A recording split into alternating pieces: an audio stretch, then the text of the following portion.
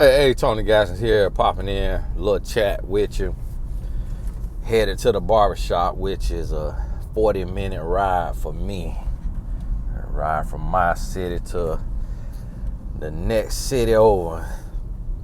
And I was doing my Q&A on Instagram. If you have Instagram, some of y'all have Instagram and don't follow me on there, and then be signing up for a coaching session.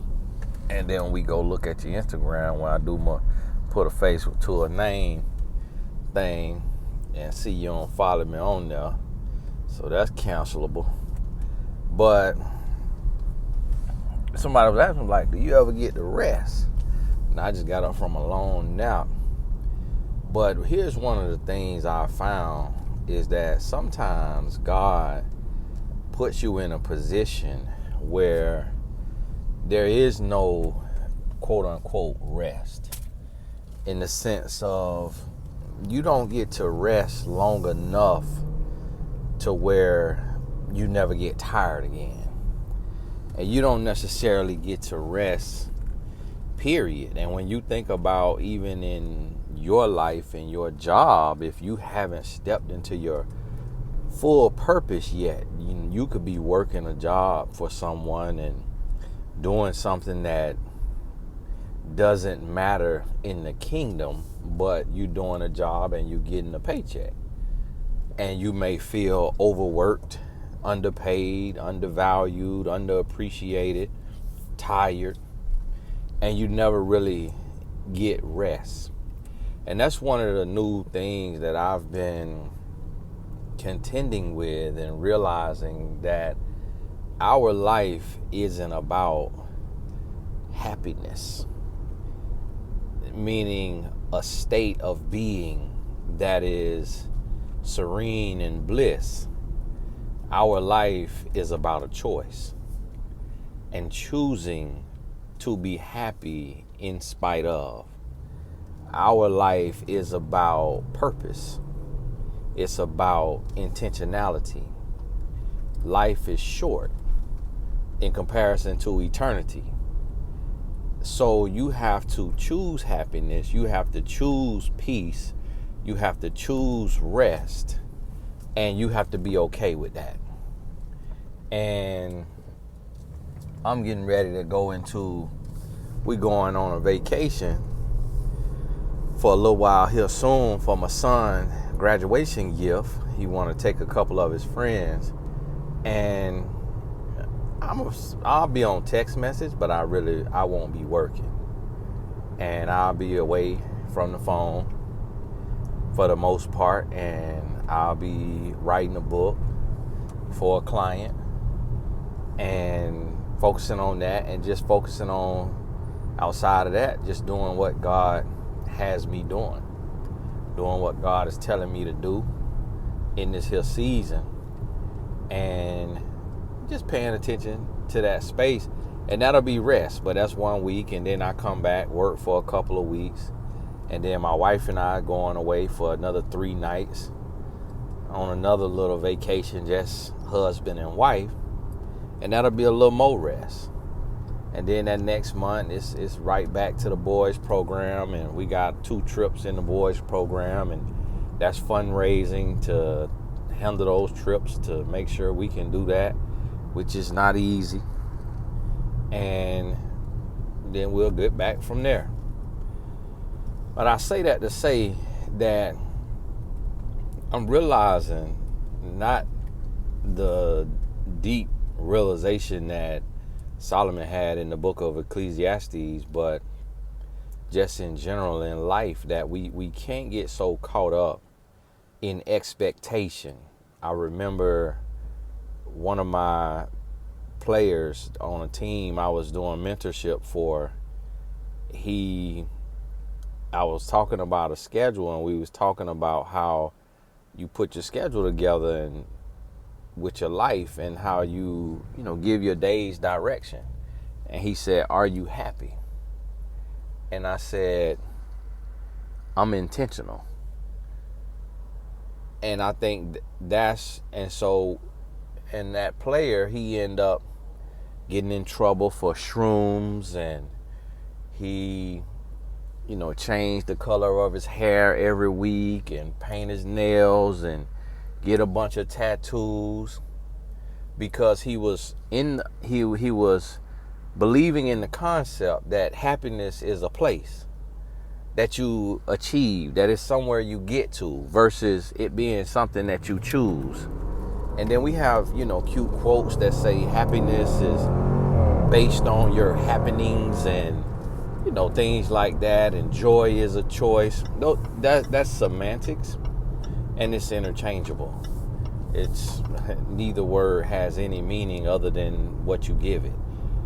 And so if you see happiness as joy and joy as happiness, then that's your personal choice. To me, it's the same thing. I don't differentiate between the two, and I don't feel a difference if I say, hey, I'm joyful. I don't feel any difference if I say I'm happy. So to me, it's the same, and it's just somebody found a cute way to play off the word happy, coming from happiness, coming from your happenings, and joy being a choice and all of that. And it just don't necessarily make a difference or mean any more sense. What I want you to realize is that you have to be able to find the joy or the happiness in whatever season that you're in. Like, I have a family member who got their phone cut off the other day, and they was coming to me to get the phone cut on, but I had already given them money and like the week before, and they chose to do something else with the money than pay their phone bill. So when they came to me to get their phone bill paid, the answer was no, and they had to go about 2 days without their phone on. And I did not care at all, because I realized that that family member still could be happy with that phone turned off. And I realized that there was a day that we didn't have a phone. There was a day that cell phones didn't exist, and we got along just fine. We lived our lives. There was a day where there was cars and traveling on the road with no cell phone. I remember the first time I seen a cell phone, it was my uncle had it, and it was the size of my head. And so we have had times before those things, and yet there was happiness, joy, peace. So I coach women who have 4, 5, 6, 7 kids, and they still in pursuit. Like, they're not stuck. They're pursuing their purpose. That's why they hire me for a coaching session. They working on them, mind, body, and spirit. And then I have talked to women who have one child and pulling their hair out. So how can a woman have multiple children and be inspired and motivated, and another woman have one child or 2 children and be suicidal, or claiming to be, or thinking to be? And not talking about mental health issues. We're not talking about those exceptions to the rule. We're talking about just normal, everyday, general life living. Your input, what you watching,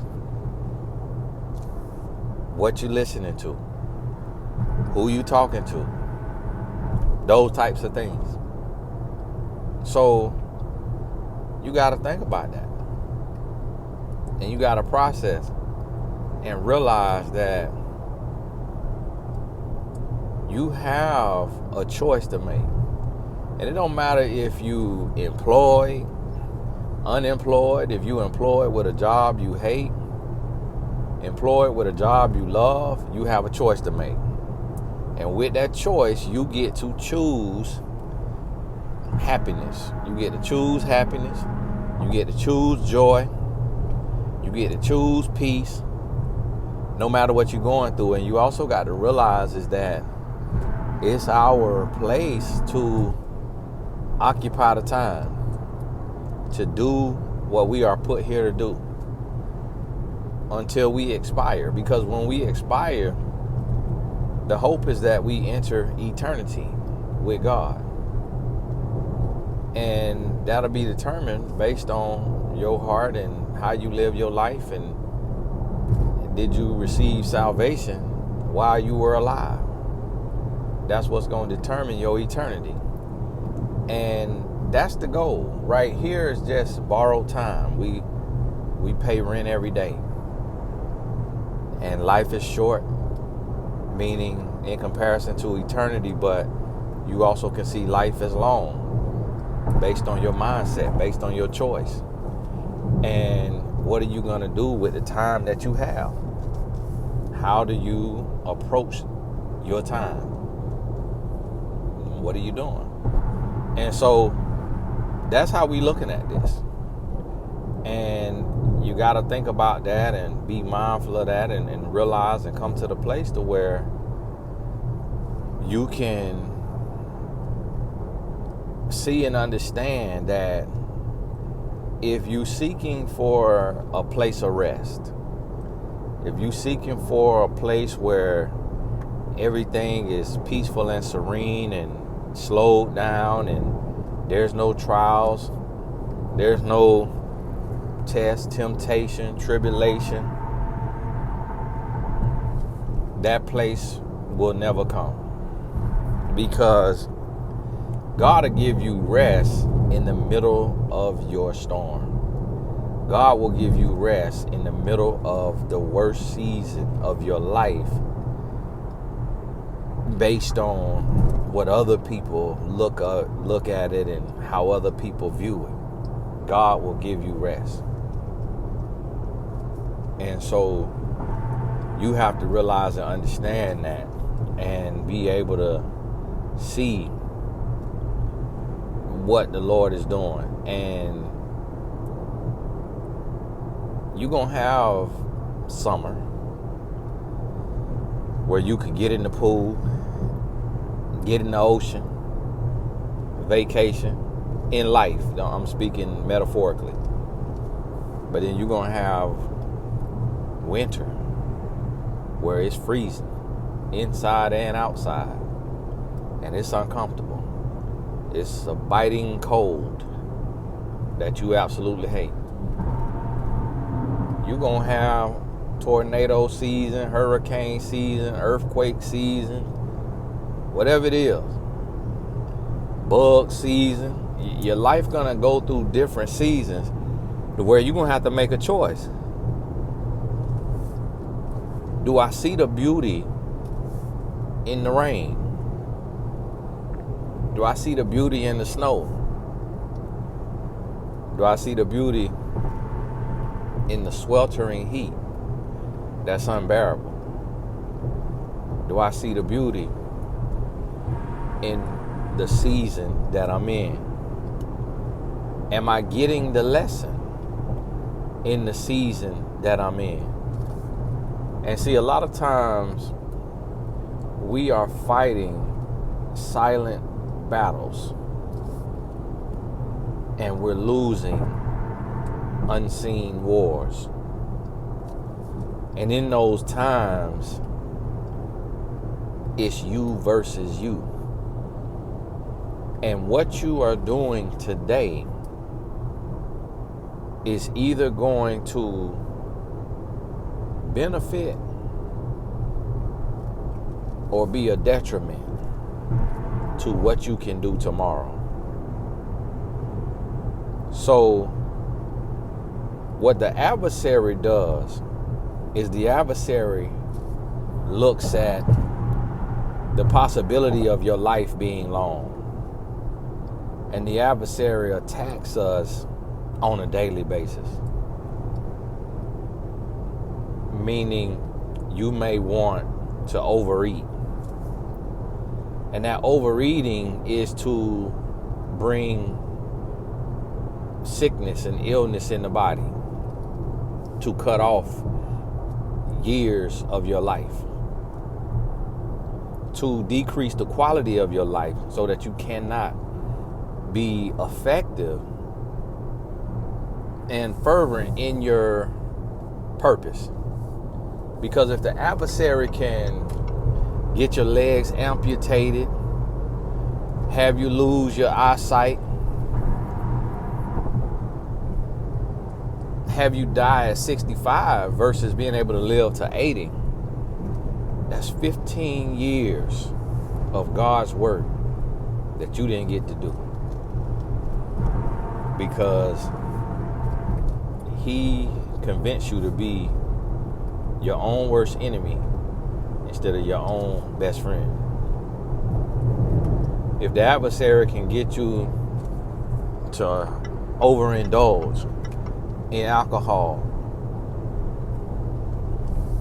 or nicotine or porn or lasciviousness, iniquity, sin, anything that is not beneficial or advantageous to your life, to your walk with Christ, to your purpose, anything the adversary can get you to indulge in, it takes a day off of your life.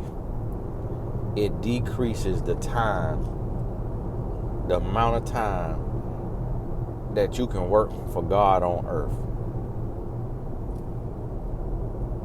And if it is in the realm of sin, if it's sin that the adversary convinces you to engage in, he's also effectively separating you from your Maker, from your Savior. Because God will not sit in the face of sin and bask in the face of sin. So when we choose sin over God. And yes, God will forgive. He will renew. He will redeem. He will heal. But we have to make a choice. That's why when the Bible, right after, when Jesus said, "He who is without sin cast the first stone," he also said, "Now go and sin no more." So it shows you that grace is not something that we should take for granted. So if you're in sin every day, willfully and intentionally, you're separated from God. You don't know God. You don't fear God. God does not know you. You have no faith because you have no works. So therefore your faith is dead. And that's the goal of the adversary. To break us down, to take us away from God, to hinder the work that God will have us to do. Yes, we can live a perfect life, but we've been convinced that we can't. Because if we couldn't, then Jesus wouldn't tell us to be perfect, as your Father in heaven is perfect. But we have accepted the disposition of sin. We've accepted that we are flawed and we don't fully believe that God is a redeemer, that he's a renewer, that he's a healer, that he's a changer. And we believe that we have to sin every day in order to be human. We believe that sin is greater than God, and that sin will win every day because it is sin, and that God is reduced to being a forgiver of sin versus a divider from sin, a separator from sin, a protector from sin. See, we want to put God in a place of being a pound of cure, not realizing that God is also the ounce of prevention. That if we get with God, we get away from Satan. And if we hear God and we obey God, then we become separated from sin and from the things of the world. And a lot of times we don't want to hear that or be that or do that. And so we fail. We struggle and we fail. And that's one of those things and places where we have to realize and understand that the goal is righteousness day in and day out. And with seeking righteousness, that's going to produce happiness. It's going to produce peace, because we always feel good about ourselves when we're doing the right thing. See, it's easy to feel bad when you're not doing the right thing. But when you're doing the right thing, you feel a sense of victory when you're doing the right thing. And that's what we have to realize and understand, where God is in all of this. And a lot of times we don't go to that place and tap in and bask in the goodness of God. And we'll sit and we will reside in just the grace of God, and just believe like, hey, I'm a sinner and I'm a constant sinner and I can't do right. I can't do better. And we'll walk in that and we'll accept that and we'll believe that and we'll live like that. And God is instructing us to flee from sin and to walk upright and to enter into that space of peace. And so that's what we got to realize and understand, what's available to us. And that's when you're going to find rest. And so, I'm in a season in my life to where I'm serving. And I'm having to give more of myself to be able to take care of my family, take care of others, be a blessing. And I'm in a space, and I've stepped out to be a blessing to these young men in my summer program and to help them and their families. And that's been a huge undertaking, because I'm already helping millions of people online by having to show up every day on social media. And I want you to think about that as a person. Like, you don't have to show up on social media. You don't have to shoot a video for YouTube. You don't have to make a motivational quote post on Instagram. You don't have to show up unless you are an influencer like myself.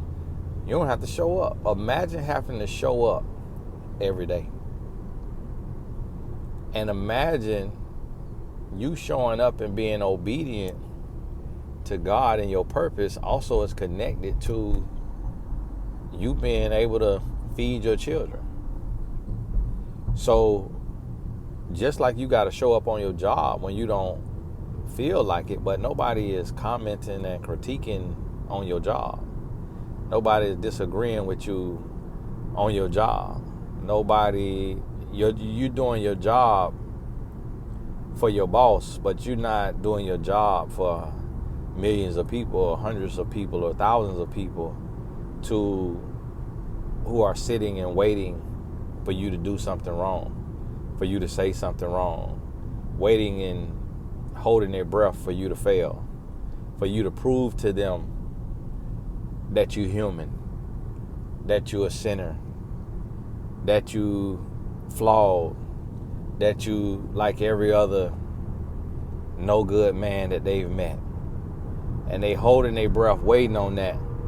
You don't have that pressure. You don't have to worry about that. You get to go to work, do your job, come home, and at the most you dealing with ignorant coworkers, which is a handful of people. So see, a lot of times when you're going through and you dealing with what you're dealing with, sometimes you got to look at the call God is giving somebody else to be more appreciative of what God is giving you. So even though it's a lot on my shoulders, it's people with more on their shoulders. It's people that I had to look at and be like, man, I'm on this level, and I walk out and I'm hoping don't nobody recognize me because I don't want to take a picture with nobody. So if I'm just at this level and I don't want nobody to recognize me, imagine how somebody who got a following 10 times the size of mine feel. Like if I'm overwhelmed and I'm getting too many text messages and I'm at this level, imagine how such and such feel. I just wrote one of my guys, I DM'd him because he don't answer text messages no more. He has, over 10 million followers, and he probably around 15 million followers, and he probably make 50 million a year. And he got a lot going on, got a lot of, situations and going through a lot. I wrote him, I DM'd him, I said, hey man, I finally get it. To have more text than I know than I can respond to. So I said, I ain't even mad no more. And all he could respond is LOL. He ain't even got the time to say, man, see, I told you. When you realize that, he just LOL, go on by the business. And I was judging him. Like, oh, that nasty. Oh, and I'm thinking about it right now. I just got a text that I haven't responded to because I had to get up and get dressed and then get in the car and then do this right here, my purpose work. And I may forget all about the text by the time I get done doing the video and have more text that came in. So it's a few texts that I ain't get to respond to before I got on here. Got in the car, and as soon as I got in the car, I turned my camera on to make use of this 40 minutes. So occupying the time in my purpose, doing a video to encourage others as I encourage myself with the voice of the Lord, the word of God, the message from on high. And that's purpose, and that's what I mean. So imagine not being able to lift yourself up, but you got to lift somebody else up. Imagine climbing and you got to carry other people while you climbing. That's some of our call. So whenever you go to feeling drained and you go to feeling tired, you got to realize that somebody always got it worse. Somebody always got more that God has put on them. And you got to be grateful for the space and the place that you in. And believe God, trust God, and know that God is good and God is faithful, and He gonna be there for you, and that He gonna give you what you need to win, to succeed. And you gotta be grateful going and coming, in and out, and you gotta trust Him every step of the way. Because when you get in your head and you start to put everything on you and you start to worry too much, you mess around and you get to a place to where you start to miss the peace, and you miss the blessings, and you miss the favor, and you miss the opportunity that God will have sitting right in your face because you're choosing to be negative, to be doubtful, to be pessimistic versus optimistic. And so you got to realize that. You got to realize that. And get to that place and understand and see and know that that's how life is. A daily choice. That it's not something to where you're going to wake up one day and it's just going to be all roses other than your eternity in heaven. Somebody said, Well, Tony, how you feel about the people who say we can create heaven on earth? Nobody said that but an atheist. Meaning they don't even understand what heaven is supposed to be. And so they think that it's even a possibility for there to be heaven on earth. You could choose to be happy on earth, but we can't duplicate what God can do. We can't replicate who God is, what God is, and what He has in store for us. Because if we could produce that ourselves, then wouldn't be no need for God. Now we can have it done. When they say be it on earth as it is in heaven, that's not the literal sense of streets paved with gold or pearly gates or no temptation. There's no temptation in heaven. And so a lot of times, okay, got that grill out there now. We misconstrue some things, and we get it misunderstood of what peace is and what peace on earth is and what God is doing on our behalf for us. But once you realize that no matter what you're going through, there's a lesson and a blessing in it.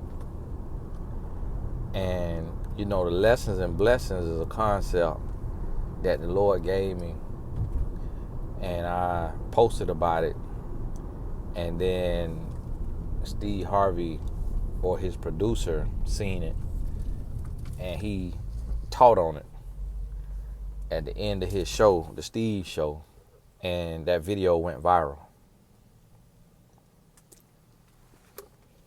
And that concept really was just a play on words, because I was a poet back in the day, and that's how I used to disseminate my message, through the written word. And I was talking about, before the blessing, there's a lesson. And that was a spinoff of a quote that says, life is a twisted teacher because it gives the test first and the lesson after. And it made me realize that if we can get the lesson, then we can get the blessing. Now, that's me saying blessing instead of blessing, to make it rhyme with lesson. And so that's how I also be knowing when I see stuff where it come from me, because of how I talk.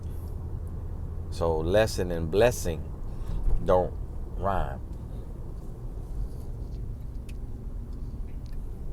But lesson and blessing, the way I say it rhymes. And I see all kind of people teaching that now. And that's what I mean is, God will give you something that has been said, but not the way that you will say it. And He'll give you something. He will literally give you something that He ain't gave nobody else in that way. If you can seek His face in the midst of what you're going through. So in the midst of what you're going through, instead of moping and complaining, crying and worrying, being down and downtrodden and beaten up and all of that, in the midst of what you're going through, God will take and give you something that He ain't gave nobody else. He'll give it to you.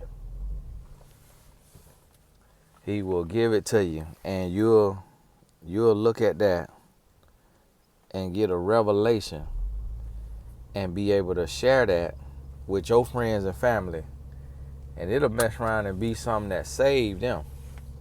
It'll be something that saved them and changed their life and take them to another place, mentally, emotionally, spiritually, because you sat down and you got the message instead of crying and complaining. And You could be woe is me, or you could be, oh, it's me. Lord just gave that to me. I ain't never said that before. And that got 3, 4, 5 different meanings. You could be woe is me, or you could be, oh, it's me. Now on one side of that, woe is me, oh is me, meaning you could be, why is this happening to me?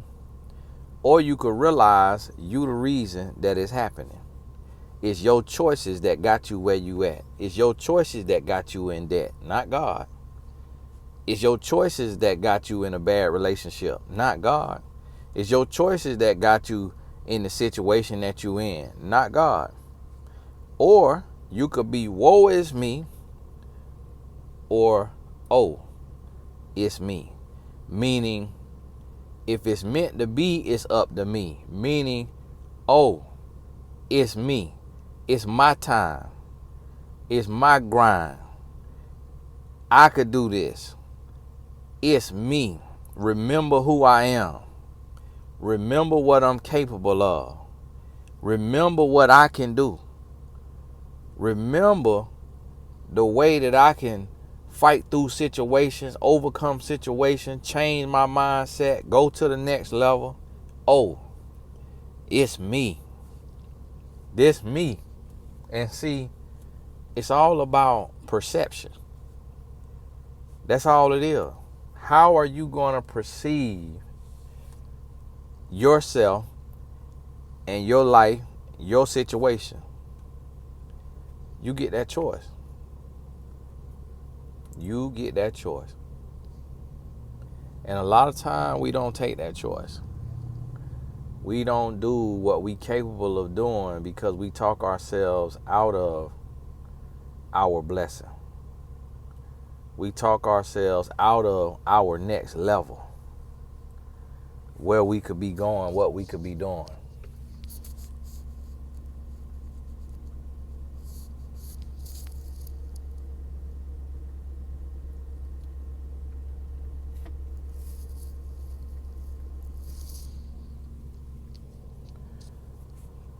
So I want you to realize and understand that a lot of times, I know it's hard and we get mad when we hear, oh, what you going through, somebody going through worse. But that's the truth.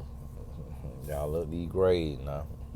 We're finally coming in now. Coming in and staying. I don't even try to diet no more. I said, I'm going to keep my wisdom. And somebody be like, oh, that's from low iron. Childhood. Bible talk about gray hairs. And so you got to realize that it could be worse. And you got to find the blessing and the lesson in what you're going through. And take, and don't just do it for you, do it for your next of kin. Like elevate and then educate. Lord just gave me that. Elevate and then educate. Because right now we could be creating generational wealth. So now that I know what an IUL is, and I know that you could build cash value with that IUL, and now that I'm a life insurance agent, and I could sell somebody an IUL, as soon as my sons have their first child, I'm going to have them start an IUL. Soon as they child eligible, I can't remember if it's after 20 days or 30 days or what. Soon as they child eligible, we doing the $1 million baby. And we starting that IUL, and we're going to have it coming out of our family account if they ain't got the money. $100 to $200, $100 to $500 a month. That baby going to be $1 million now. That generational wealth. And I'm going to establish that with them. And if they want to change the vehicle one day to where it's not an IUL, it's some other kind of investment account or whatever it is. Oh well, but they gonna know, put up money every single month for your child, for that next generation, so that that child become a millionaire. And now all your family knows is financial literacy, financial success, and millionaires. Every single child in your family, every single person in your family knows how to build wealth and knows how to preserve wealth. Why? Because you got educated, you elevated, got educated, and then you start to duplicate it. And that right there is what we could do and what we supposed to be doing. But we don't oftentimes do that because we will it's 100 degrees Fahrenheit outside. You got to get a lesson in the sun. Got to get a lesson in the heat. If God got you walking in this heat, you got to get a lesson. If your car broke down, if your phone cut off, if your phone only work on somebody else's Wi-Fi, you got to get out the house to go listen to this message. Get the lesson. God got a lesson for you. So, hey, I don't know when this going up, but all the important links is in the description. Welcome to my new teammates on the insurance side of things. I seen somebody sign up today. Could have been one or two people join the team. So we ain't got many spots left on my direct team. And then after that, we're going to be building my agents team. So if you sign up after I have 200 teammates, then I'm going to put you under one of my agents, where they'll be your direct leader and supporting you and working with you and building with you. I have a team, leaders above me that help my team, my direct team, while I'm building and running my other companies. But we're going to get to the place to where, we able to do things a little differently. But, and y'all know me, I'm not doing car tours or trying to boast and brag or financial things, but I do share real tips, real life lessons, real things with y'all. And on that insurance side of things, I have earned $7,400 passively this month, meaning by building my network and getting the people in my network who need insurance and having a seasoned agent write that policy for them and splitting 50-50. And then in addition to that, some of the policies I give to an agent on my team, and they split it 50-50 with the agent who training them. So I don't even get any commission. Now I'll get an override of my agent that I brought in, and that's how that works. And a lot of people don't understand that, and they call it a scam. But it's the same in every single business.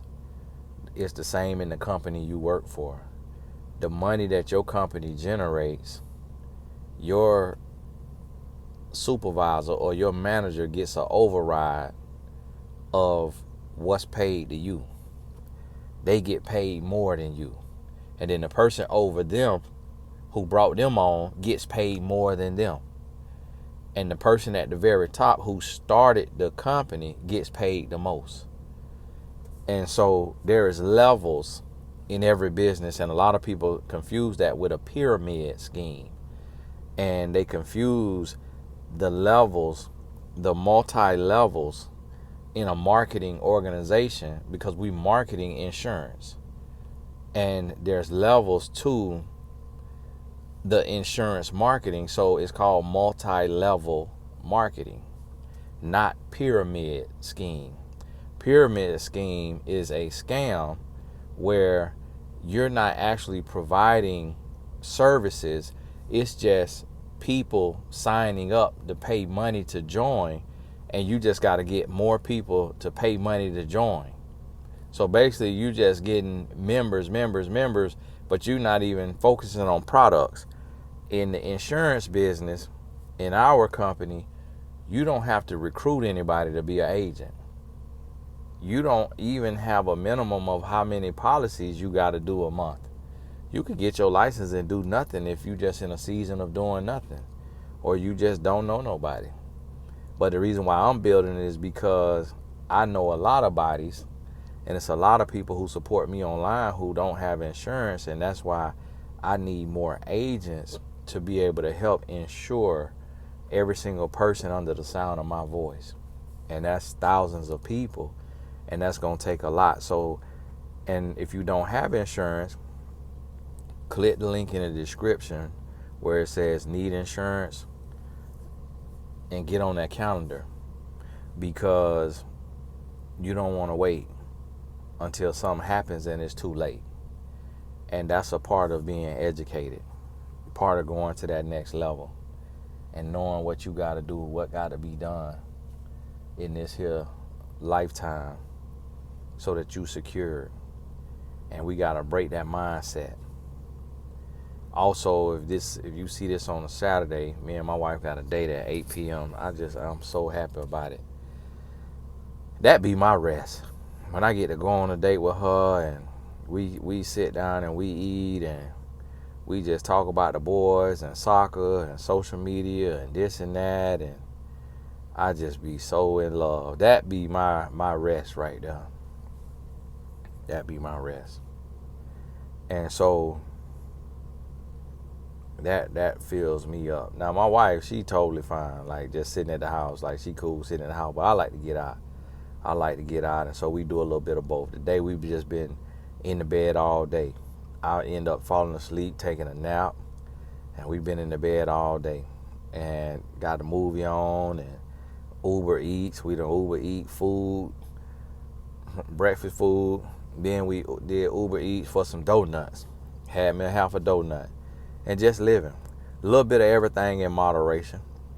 No gluttony, no overdoing it, but just in moderation. And it's been amazing. It has been amazing. And so that's why when I say I don't get the rest, it's because I don't, in the sense of it's always going to be something going on. When I go on a date with my wife, it's going to be somebody texting me needing something. Before the date, during the date, and after the date. So it ain't necessarily rest, but I choose rest. I choose in that moment and I say, okay, I'm resting right now. This is my rest. So take rest for yourself.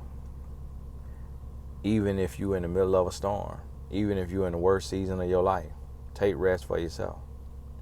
And hey, it's Tony Gaskins. All the important links in the description. That's a new part of my video because that's what I was terrible at in the past, promoting me. Thank you for the support. You'll see the Boys Summer Program. We got trips coming up, so I need your help. I dump every dime I can into that, thousands and thousands of dollars, but it's only so much I could do because I still got to take care of my whole family. And so I really appreciate your love and support on that. And I just can't say thank you enough. My haircut is in 2 minutes. So God bless you.